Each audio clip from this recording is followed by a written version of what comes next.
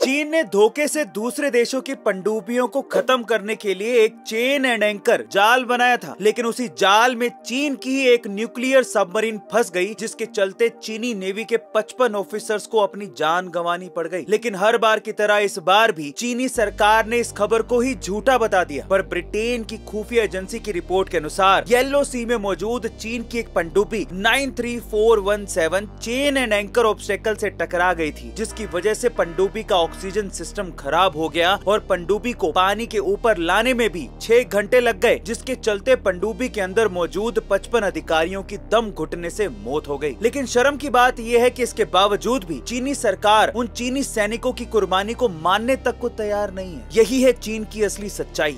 आपका इसके बारे में क्या ख्याल है, कमेंट सेक्शन में जरूर लिखिएगा। एशिया की सबसे बड़ी आर्टिफिशियल नहर अफगानिस्तान बना रहा है। बरसों से गरीबी, भुखमरी और आतंकवाद से परेशान रहे अफगानिस्तान की किस्मत इस नहर से हमेशा हमेशा के लिए बदल जाएगी। अब ऐसा क्या खास है इस आर्टिफिशियल नहर में, चलिए जानते हैं। दरअसल अफगानिस्तान जो एशिया की सबसे बड़ी आर्टिफिशियल नहर बना रहा है, वो 285 किलोमीटर लंबी और 500 फीट चौड़ी है। इस नहर का नाम है कोस्ट टेपा कैनाल। खास बात यह है कि इस नहर को बनाने के लिए अफगानिस्तान ने किसी भी विकसित देश की कोई भी मदद नहीं ली है। चारों दिशाओं से लैंड लॉक अफगानिस्तान में हिंदू कुश के बर्फीले पहाड़ ही पानी का सबसे बड़ा स्रोत थे। लेकिन अब इस कैनाल की मदद से अफगानिस्तान के फरियाब, बल्ख और जोझन प्रांत की 5.5 लाख एकड़ जमीन फिर से हरी भरी हो जाएगी। इसे बनाने की डेडलाइन 2028 तक रखी गई थी, लेकिन काम इतना तेजी से चल रहा है कि इसे 2025 तक पूरा कर लिया जाएगा, जिसकी उम्मीद दुनिया में किसी को भी नहीं थी। अफगानिस्तान जैसे देश बिना किसी डेवलप्ड देश की मदद से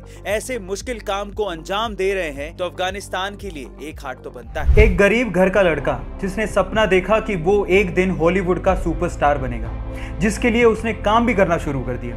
लेकिन उसकी जुनूनियत की हद तब हो गई जब उसने अपने ही नाम से $10 मिलियन का एक चेक काटा और डेट उस पे 5 साल बाद की लगाई।